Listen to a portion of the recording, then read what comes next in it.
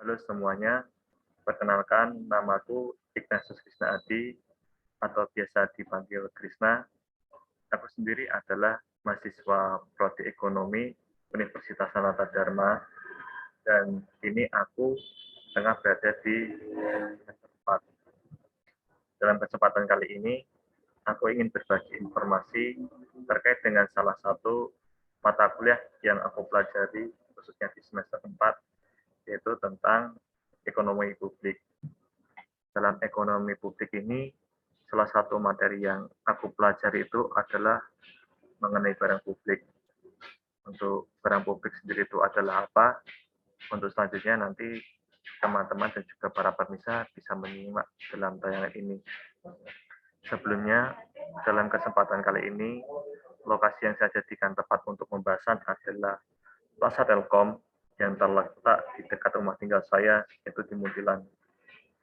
Untuk saat ini, saya sedang berada di Plaza Telkom Muntilan yang terletak di Jalan Dr. Sutomo, nomor 10, Kelurahan Sayangan, Kecamatan Muntilan, Kabupaten Magelang. Untuk tempatnya sendiri, teman-teman sudah pada tahu bahwa sudah jelas bahwa di belakang saya ada tulisan WiFi IT Corner. Dan sebelumnya saya memohon maaf apabila ada keributan karena lokasi Plaza Telkom Muntilan yang terletak di dekat Jalan Raya. Seperti itu. Baik, sebelum kita membahas tentang kaitannya Plaza Telkom dengan barang publik, yang pertama adalah kita perlu mengetahui terlebih dahulu mengenai karakteristik barang. Karakteristik barang yang pertama adalah rival. Rival sendiri adalah suatu barang yang pemanfaatannya oleh seseorang akan mengurangi pemanfaatan orang lain. Jadi contohnya misalnya ketika aku ambil contoh ada dua orang yang bernama Tina dan Tono. Tina membeli suatu jus di suatu kedai yang berada di dekat sekolahnya. Ketika Tina membeli, maka si Tono pun tidak dapat membelinya. Dan otomatis apa yang dilakukan oleh Tina dan Tono itu adalah rival seperti itu. Jadi bisa dibilang bahwa rival itu adalah salah satu kepemilikan seperti itu. Dan sedangkan untuk orang yang lain itu tidak bisa memiliki. Kemudian sifat selanjutnya itu adalah exclusion, di mana sifat suatu barang yang dapat mencegah orang lain untuk memanfaatkannya. Seperti itu. Kemudian atas dasar tersebut, jenis-jenis barang dapat dikelompokkan menjadi empat. Empat pembagian jenis barang itu didasari apakah barang tersebut dapat dieksklut atau rivalry. Kemudian selanjutnya adalah barang yang excludable dan rivalry termasuk dalam private goods. Contohnya dari private goods adalah makanan, pakaian, mobil, dan barang konsumsi lainnya. Jadi private goods sendiri itu adalah ketika kita memilikinya, kita tuh harus melakukan suatu pengorbanan atau katakanlah gampangannya itu membeli. Dan ketika kita memilikinya itu, dan ketika orang lain tidak dapat memiliki yang kita miliki, itu yang dinamakan private goods. Seperti itu.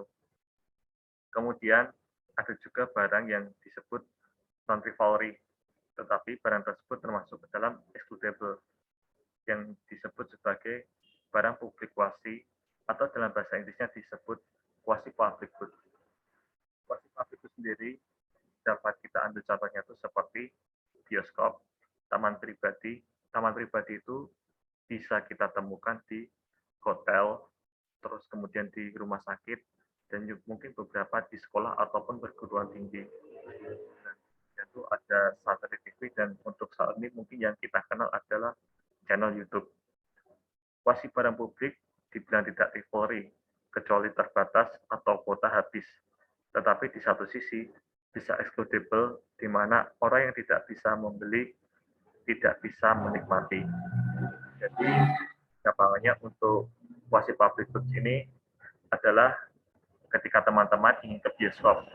Nah, ketika ke dalam bioskop itu kan sudah ada beberapa kursi, terus juga sudah ada beberapa tiket. Nah, ketika kita mendapatkan kursi tersebut, nah, itu bisa dibilang tidak rivalry untuk kita sendiri. Tetapi ketika orang lain yang ingin menonton tapi kehabisan tiket, nah itu termasuk dalam equitable, di mana orang tidak bisa membeli dan juga tidak bisa menikmati. Seperti itu. Kemudian ada barang yang sifatnya non-excludable tetapi recovery, di mana barang adalah barang aset terbuka atau dalam bahasa Inggris disebut open access good. Contoh dari barang aset terbuka ini adalah ikan di laut, jalan non-tol padat, lingkungan, kayu, dan barang tambang. Sifat dari barang ini adalah ketika sudah dimiliki orang lain, tidak bisa memilikinya, yaitu orang lain itu tidak bisa memilikinya. Tetapi di satu sisi juga non-excludable, di mana orang lain tidak meng-exclude untuk orang lain mengambilnya. Jadi kebanyakan adalah dari barang open access good ini lebih ke sumber-sumber daya, baik itu sumber daya yang dapat diperbarui ataupun tidak dapat diperbarui. Kemudian yang terakhir itu adalah bersifat non-excludable dan non-recovery, di mana barang tersebut disebut sebagai barang publik, atau dalam bahasa Inggrisnya adalah public goods. Barang publik sendiri adalah barang yang sifatnya non-excludable dan non-recovery, yang artinya orang-orang dapat mengakses barang tersebut secara gratis.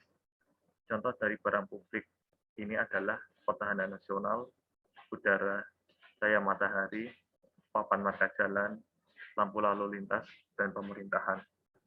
Kemudian, apabila ditinjau dengan karakteristiknya sendiri, barang publik itu memiliki dua ciri, yaitu non-eksklusif, di mana individu tidak dapat dilarang mengkonsumsi barang tersebut, dan yang selanjutnya adalah non-recovery, di mana konsumsi seorang tidak mengurangi benefit bagi konsumsi orang lain. Tetapi, dalam kenyataannya, terdapat beberapa konsekuensi barang publik.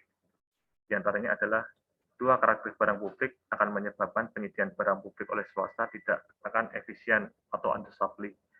Jadi ketika dari pihak swasta itu menyediakan suatu barang publik, misalnya katakanlah suatu taman, dan makanya terjadi adalah apa yang digunakan itu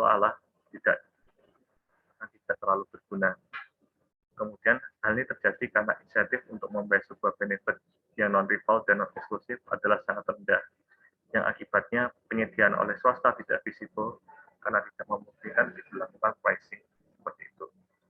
Kemudian terkait dengan Plaza Telkom sendiri sebenarnya lebih masuk ke dalam quasi public good. Kenapa bisa dibilang quasi public good? Karena sifatnya yang non-rivalry dan juga excludable. Jadi contohnya seperti yang saya lakukan di sini adalah ketika ada suatu kota, contohnya seperti saya menggunakan layanan internet ini, ketika tidak membeli, maka barang tersebut termasuk dalam non-recovery. Tapi juga di satu sisi adalah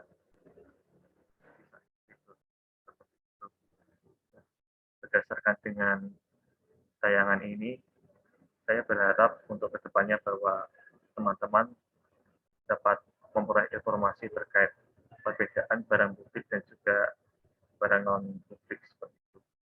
Dan meskipun ini termasuk quasi public good, tetapi Plaza Telkom sendiri memiliki dampak yang besar terhadap masyarakat. Seperti itu. Sekian pemaparan dari saya.